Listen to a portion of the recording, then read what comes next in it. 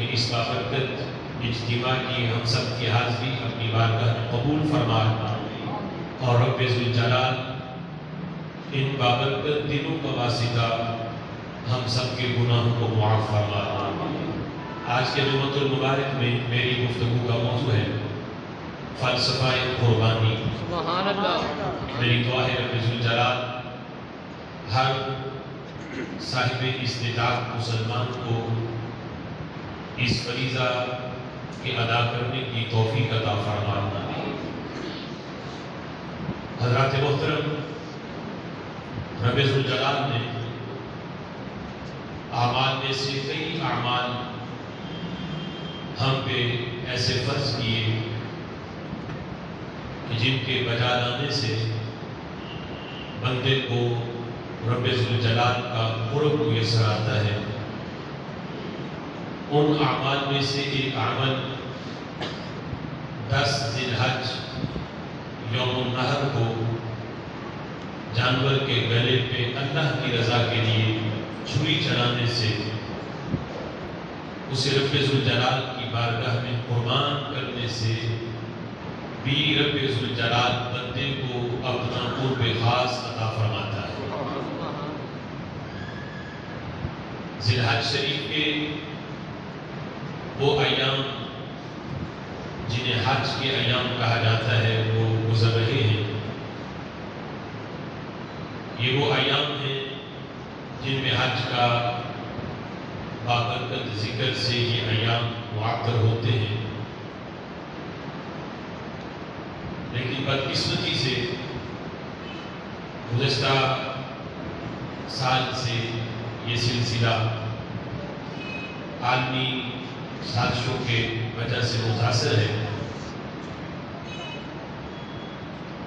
اور وہ بابرکت ایام کہ جن میں ہر علاقے، ہر گلی، ہر محلے میں حج کا ذکر ہوتا ہے۔ اگرچہ ہم میں سے ہر مسلمان ہر سال حج پہ نہیں جاتا، لیکن ان ایام کے آنے سے پتہ ضرور چلتا ہے کہ یہ ایام حج کے ہیں۔ ہر علاقے میں، ہر گلی، ہر محلے میں کوئی حج پہ جا رہا ہے تو کوئی واپس آ رہا ہے، تو کسی نہ کسی طریقے سے ہر گھر میں حج کا ذکر ضرور آتا ہے کہ فلاں بندہ حج پہ جا رہا ہے، فلاں واپس آ رہا ہے۔ لیکن گزشتہ سال سے یہ سلسلہ بھی متاثر ہے۔ رب ذوالجلال کی بارگاہ میں دعا ہے کہ رب ذوالجلال اپنے محبوب کے صدقے حرمین طیبین کی رونقوں کو پھر سے بحال کرے، اور تمام مسلمانوں کو رب ذوالجلال اپنے اور اپنے محبوب صلی اللہ تعالیٰ علیہ وسلم کے گھر کی باادب حاضری نصیب فرمائے۔ خالق کائنات جل جلالہ نے ذی الحج شریف کے جو پہلے 10 ایام ہیں ان کا سلیبس رسول اللہ صلی اللہ تعالیٰ علیہ وسلم نے اپنی امت کو دیا۔ ان میں بالخصوص جو 10 ذی الحج ہے جسے یوم النحر کہا جاتا ہے، اس کا خاص نصاب خالق کائنات جل جلالہ نے اپنے محبوب صلی اللہ تعالیٰ علیہ وسلم کو اور ان کی امت کو عطا کیا